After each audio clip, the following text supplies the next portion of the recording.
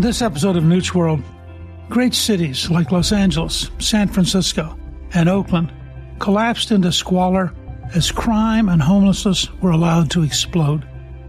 The state that used to pride itself as the home of innovation and opportunity became the state with the worst rate of poverty, highest unemployment, and most hostile business climate in America, as well as the highest taxes. How did this happen, and what is needed to turn things around? In his new book, CALIFAILURE, Reversing the Ruin of America's Worst-Run State, Steve Hilton lays out a comprehensive program of policy reform he calls, quote, Cali-Future, that will restore the Golden State to its rightful place as the very best of America. Here to discuss his new book, I'm really pleased to welcome my guest and my friend, Steve Hilton. He is an entrepreneur, political commentator, and best-selling author.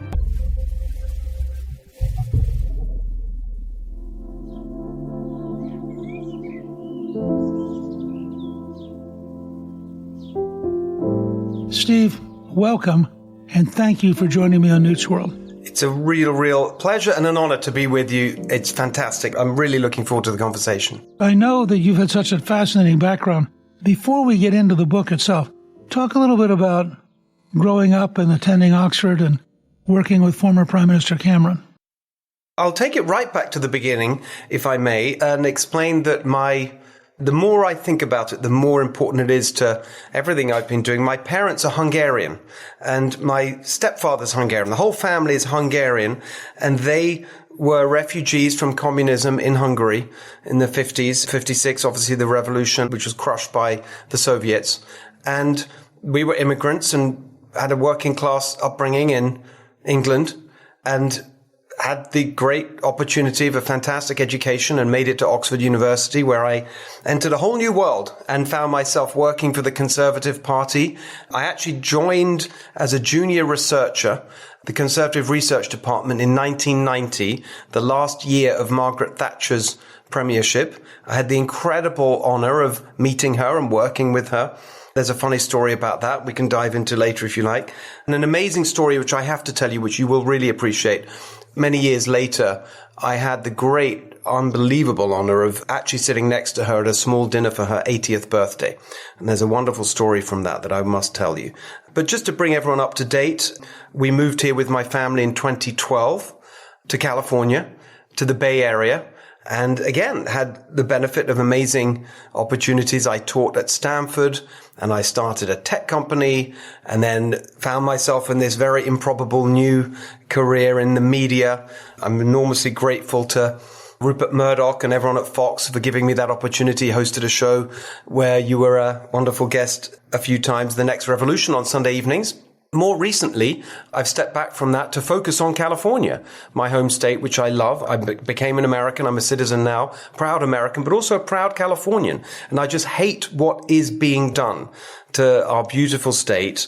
And I've been wanting to get back into the world of policy and government. So 2 years ago, I started a policy organization called Golden Together, which has been developing specific policy plans to address the multiple nightmares that we've experienced under the one-party rule of the Democrats.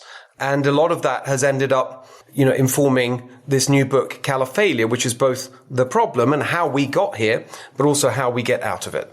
In the book, you say that California's wounds are self-inflicted, the result of an unchallenged political monopoly.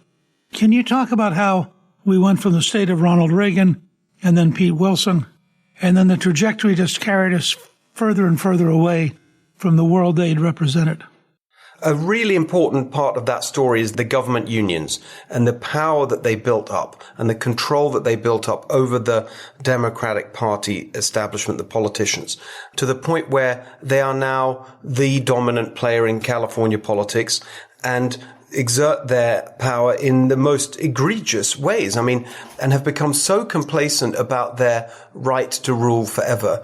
Amazingly, last cycle, just to give you a little example, the unions supported a Republican candidate in the state legislature in order to punish a Democrat who stepped out of line and didn't agree to one of their demands about organizing on university campuses, I believe it was.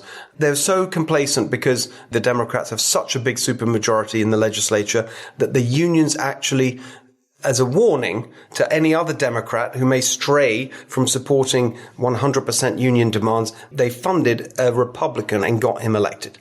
So the union story is foundational to this, the power block that controls policy on every front. And then you add to that how they got that supermajority in the legislature, which really has been in place since 2012. It's been achieved through gerrymandering. In 2008, the voters of California passed a ballot initiative that was sold to them as independent districting, taking the power to draw the districts out of the legislature, giving it to an independent commission.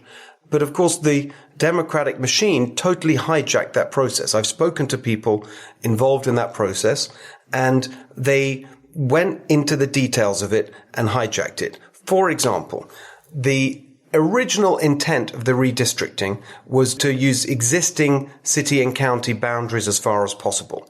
They added a criteria which was communities of interest, which enabled them to draw up these ridiculous boundaries. I know that everyone does gerrymandering, I get it. But what you've ended up with is a supermajority, over 2/3, in both houses of the legislature for over a decade now. And if you look at the basic numbers in California, it's a much more Republican state than people think. So if you take the average Republican share of the vote since the last time a Republican won statewide, which was 2006, Schwarzenegger's re-election, the average Republican vote share in statewide elections is 41.7%. The Republicans don't have anywhere close to that in the legislature. Not 40%, not 35%, not 30%, not 25%. It's been 20%. Half the representation which their political support would warrant. So a combination of the unions with a lock on the Democrat politicians and the supermajority in the legislature have enabled them to drive through this ideological experiment, getting more and more extreme on every single measure that matters. It's been a total failure. You were listing some of them earlier because they've had no check on their power. And they just seem to almost be on a treadmill where they just have to go further and further left all the time. I mean, I understand self-interest. So I understand that the unions want goodies. But what do you think is the mechanism that leads them to become more and more radical? It's the activists. I know it's a bit of a cliche, but I talk about the Democrat industrial complex in California. And it's not just, it's the unions, but the activists. They're very, very driven, it seems to me, by the far left people on Twitter. And of course, the unions themselves are now, the political directors of the unions from the activist class.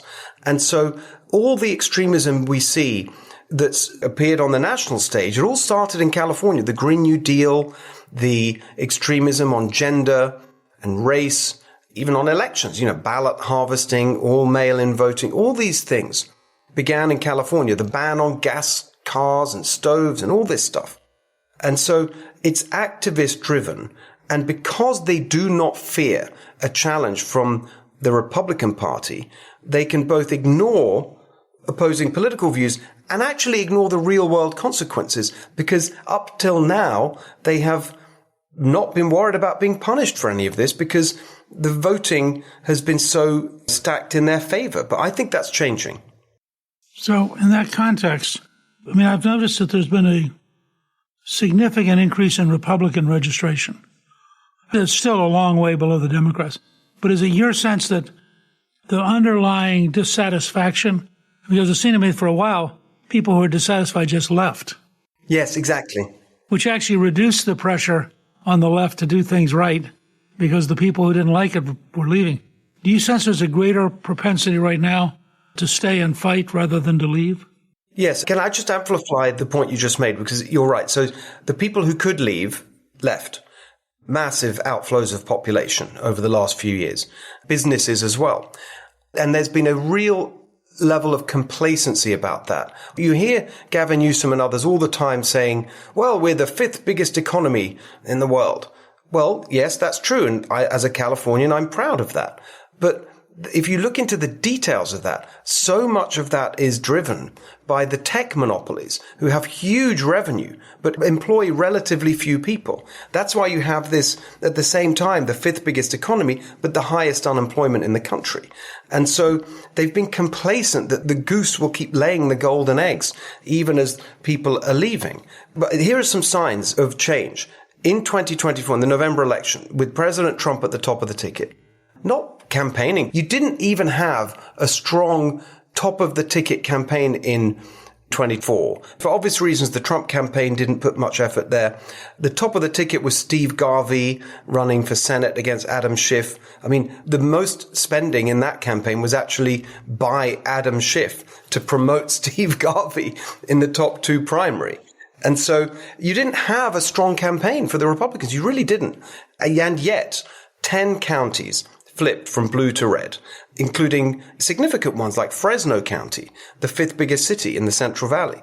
You also saw on specific issues overwhelming support for Republican positions, for example, on crime, with 70% voting for Proposition 36, which was reversing the worst effects of Prop 47, the one that Kamala Harris pushed through many years before, but also on raising the minimum wage. That was defeated.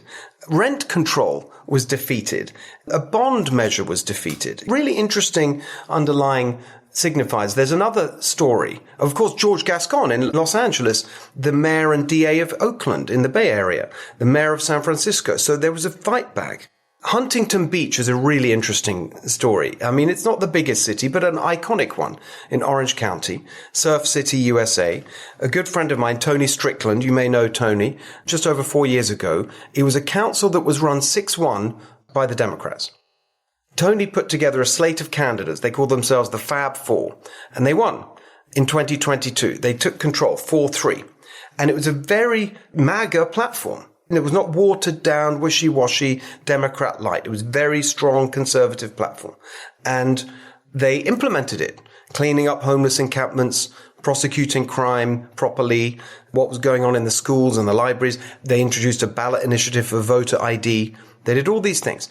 Just now in November, they ran 7 candidates. They called themselves the Magnificent Seven. They all won. Now it's 7-0. So in 4 years, you've gone from 6-1 Democrat to 7-0 Republican. So these are signs that things are moving. I think the most encouraging one, not in California, but if you look nationwide, of course, this astonishing revolution in the Latino vote, Hispanic as it's known outside of California, towards the Republican Party. That's the largest demographic group in California now, 40%. The demographic breakdown of California today, 40% Latino, 35% white, 15% Asian, 5% black, 5% other. The working class Latinos in California are being hammered the most by these far left policies. There's a real opportunity there. This is all before the fires in Los Angeles that really shone a spotlight on the combination of extreme policies and total incompetence and dereliction of duty that we saw with the fires. And LA County matters because it's such a big county. It's 23% of the vote in California. So the fact that the fires were there and had that impact, and so many people I meet, I know this is anecdotal, but I've always been a Democrat or independent, but we can't go on like this. This is a joke. We need a change. So I think the ingredients are there for something really interesting to happen.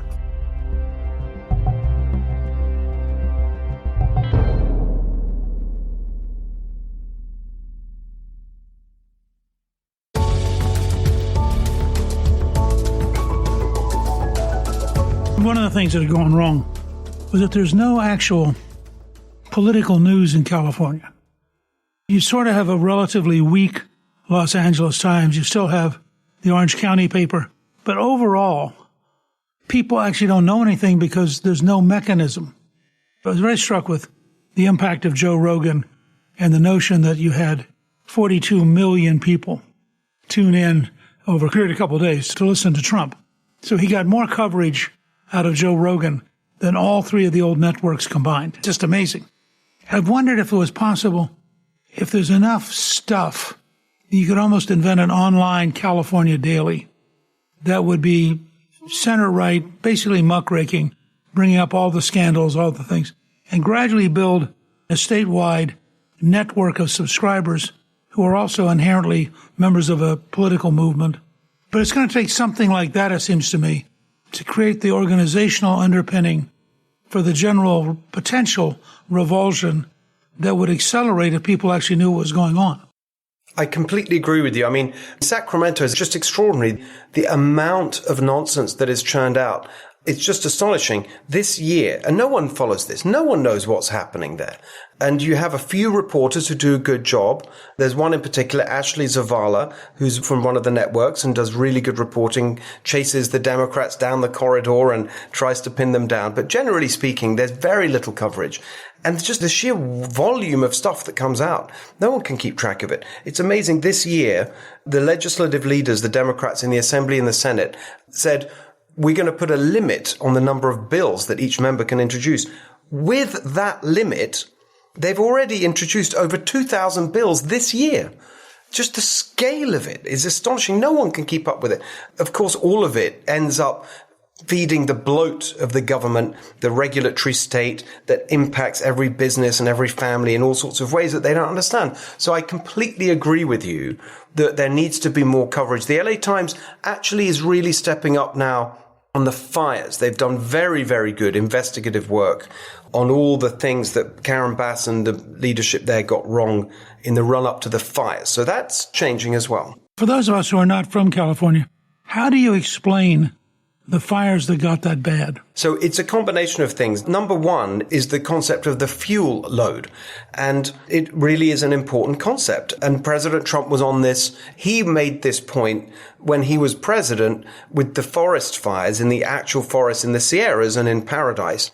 And the point was that the forests are overgrown as a result of deliberate policy.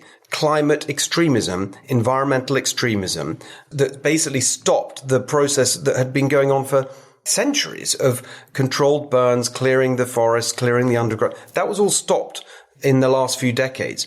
The exact equivalent happened in the much lower mountains right there in Los Angeles, the coastal range. There, it's not forests, it's chaparral, it's shrub, but it's the same principle. And you had, for example, the Santa Monica Mountain Conservancy, which is a state agency that runs those mountains. That's close to Pacific Palisades. Residents who knew the fire risk tried to clear the area around their homes. They were threatened with fines for doing it, for doing sensible fire prevention. There was a bill that actually went through the legislature in 2022 that would have funded and mandated fire prevention around vulnerable communities, including the ones that burned in LA. It was vetoed by Gavin Newsom. It was vetoed because, in the words of his veto letter, it would have encouraged sprawl. So it was against their ideology that you can't have single family homes. Everything has to be apartments inside the city. So that's the biggest factor, which was the tinderbox conditions, which never used to be like that. We did a podcast with the fire chief from Laguna Beach, which is, of course, south of L.A., had no fire problem. And the reason is they have 400 goats. Goats, exactly. And they were told that some state agency was now anti-goat on the grounds that they might eat some endangered plant or something. The plants, exactly. But if L.A. had actually had goats, the fire would not have spread. No, that's the fundamental reason that it spread so quickly, because it was a tinderbox ready to go up. Another state agency, CARB, which is responsible for so much of the nonsense in California, the California Air Resources Board, they issued new guidelines in 2000, this is more than 2 decades ago, that effectively stopped controlled burns, prescribed burns. If you talk to anyone, I mean, obviously I wasn't there, we moved in 2012, but you talk to people in Southern California, LA, they all tell you when they were kids, when they're driving around, they remember, you'd see a fire on the hillside and you'd see CAL FIRE nearby. There'd be public service announcements on the radio saying, don't worry, there's a fire by this freeway. It's one of ours. Don't call it in. It's just a control. But that was a common occurrence, completely disappeared as a result of these environmental regulations. Once it started, utter mismanagement and incompetence. I mean, we've gone through the list of things, but it's the empty reservoir, the failure to pre-deploy fire engines and firefighters, allowing half the firefighting team to go off duty, just a series of absolutely catastrophic management failures. But actually it's symptomatic, I think, the broader point of a Democrat machine where it throws up these machine politicians like Karen Bass, like Gavin Newsom, like Kamala Harris, who just get there not because of any conviction or any sense of what they want to achieve or vision, purely political operators who know how to navigate the Democrat machine, say whatever's convenient. That's what you're throwing up now. And that, again, that's a consequence of one party rule. You just get mediocrities making their way through who can just play the game within the machine. How much of that has been sort of a San Francisco mafia? Because it seems to me that from a population standpoint, LA ought to be more dominant, but at a practical political machine level, that San Francisco's been dominant. Yes, there's an amazing section in the book, which when I started digging around and doing the research, I hadn't quite appreciated the connections between the Newsoms, the Pelosi's, and the Gettys, all intertwined for generations in terms of that political machine in San Francisco and the Bay Area. Getty providing the money. Newsom's grandfather, I believe, was a lawyer for the Gettys, and Pelosi's husband was part of that. I mean, the whole thing was totally incestuous. Those three families intertwined. And John Burton, I believe, was the Democrat boss in San Francisco, came up with Pelosi. And the Bay Area has dominated, despite, as you say, the massive imbalance in population. With Willie Brown, you get, I think clearly, one of the smartest politicians in America.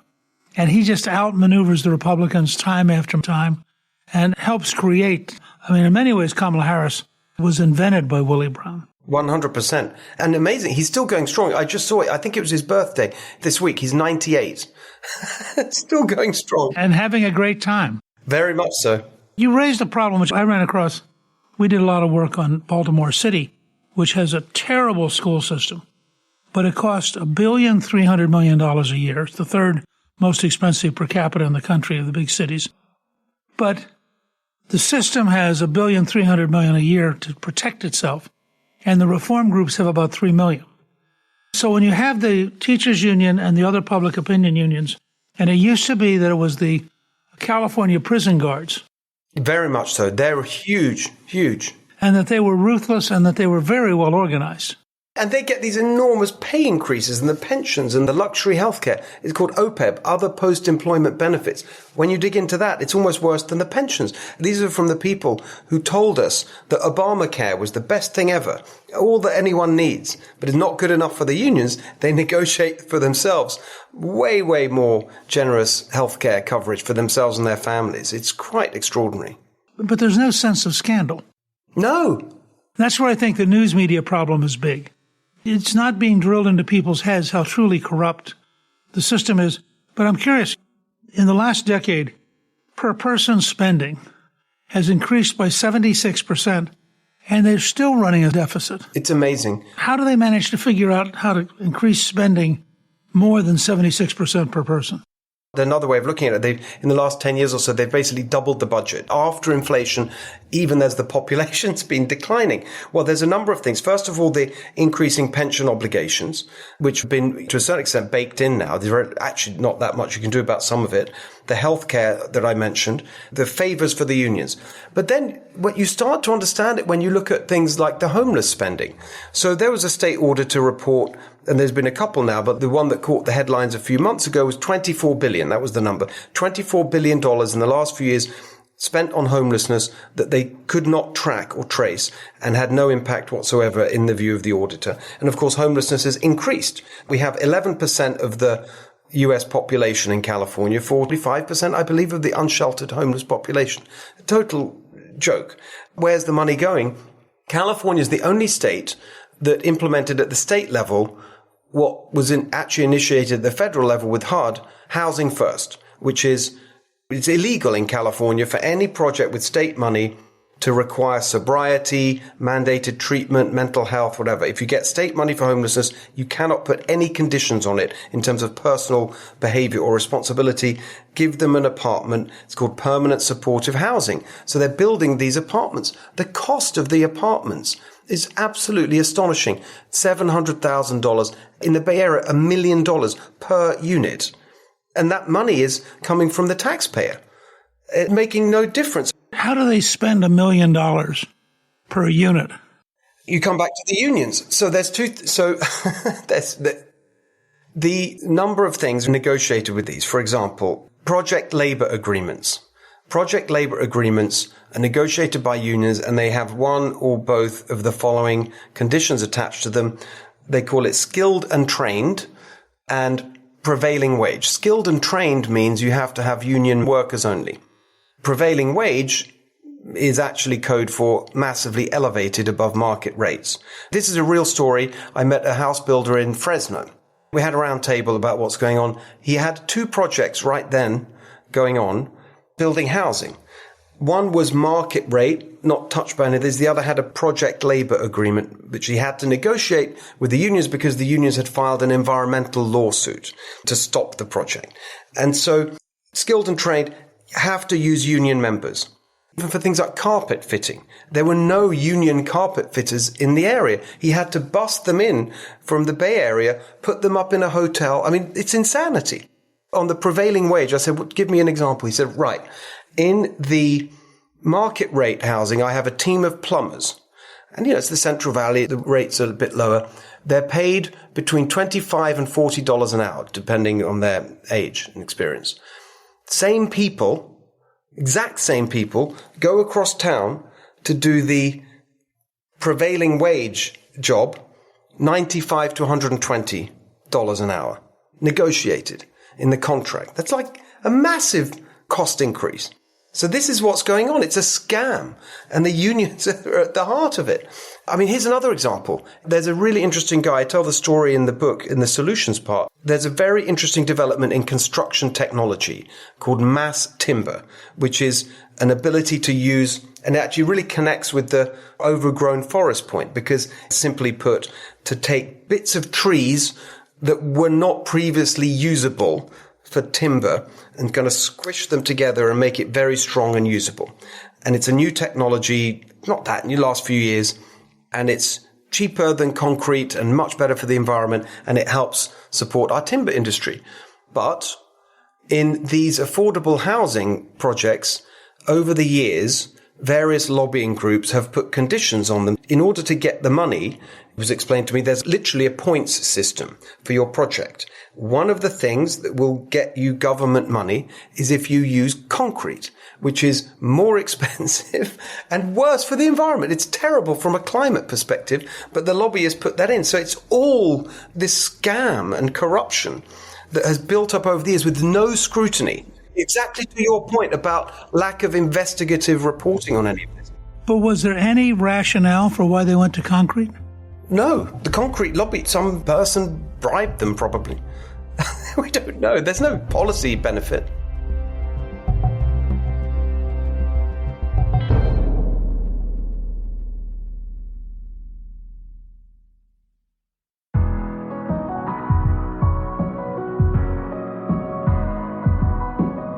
In addition to all these problems, how big has the impact of illegal immigration been? It's massive right now, the fiscal impact. Last year, they gave illegal immigrants free healthcare, full Medicaid, which doesn't happen in other states. And they projected a cost for this, which they've totally blown through. And now they're in a fiscal crisis on Medicaid in California, Medi-Cal, it's known as. They've just in the last week asked for 2 successive emergency loans.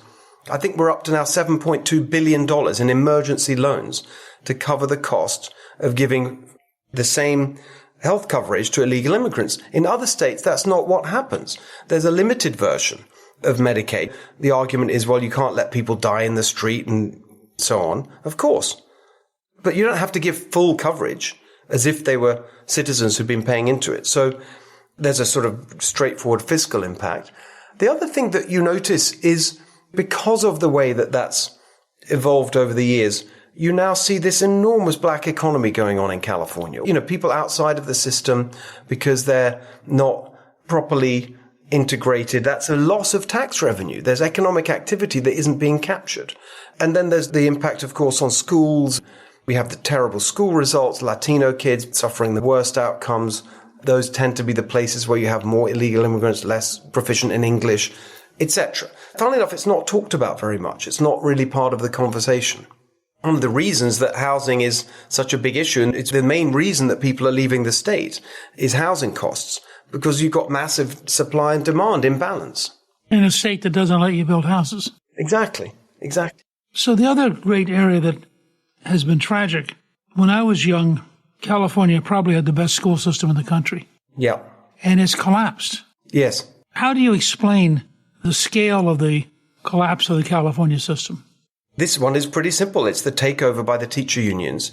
And the teacher unions themselves really controlled by the activist crowd. It's almost laughable. Their conditions for reopening schools, the LA Teachers Union, their official list of conditions that had to be met for reopening schools after the pandemic included Medicare for all, a wealth tax, all these things. There's more that's in the book. All these things unrelated to anything to do with education. It's just political activism. And so I think that the actual standards of education in the schools are just not interested. It really is the case that you've had an ideologically driven activist class taking over. And yet you have, I think this is straight out of your book, 2/3 of Latinos and 70% of black students fail to meet basic standard in English. In math, it is 80% of Latinos and 85% of black kids can't meet basic standards. How can you have either a workforce or citizens if you produce a generation with this total lack of education? Exactly. That's connected to having the highest poverty rate and the highest unemployment in the country.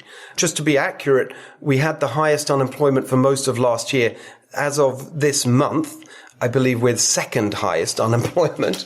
But the thing is that, again, when you listen to the conversation around this, because it's not ignored, I listen to all sides, I listen to NPR and local NPR, and they do talk about this. But it always goes in one direction, which is resources. We need more resources for our underserved communities. We have the highest taxes in the country. The spending per pupil, I don't think it's literally the highest in the country, spending per pupil, but it's up there. There's no examination of the role of this activist, politicized mindset in the school system, driven by the teacher unions, rather than a focus on basic education.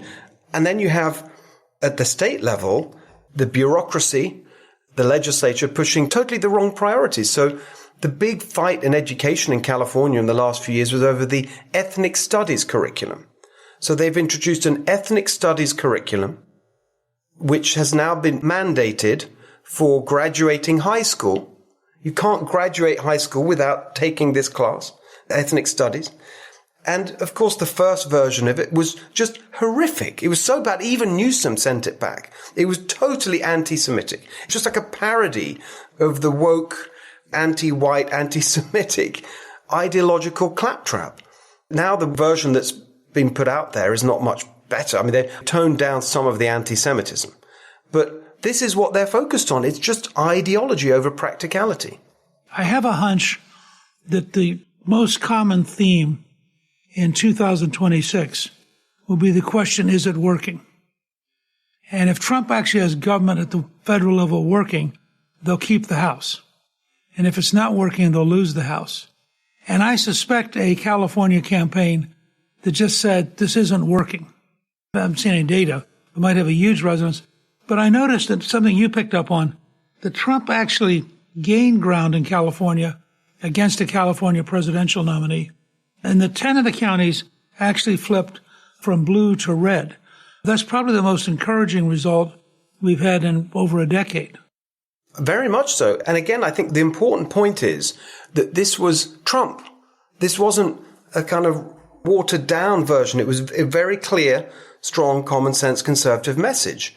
And I think that, to a certain extent, my sense of the Republican Party in California is it's been a little timid and absorbed this idea that in order to win in California, you have to be a little bit different. It's California. You have to water it down a bit.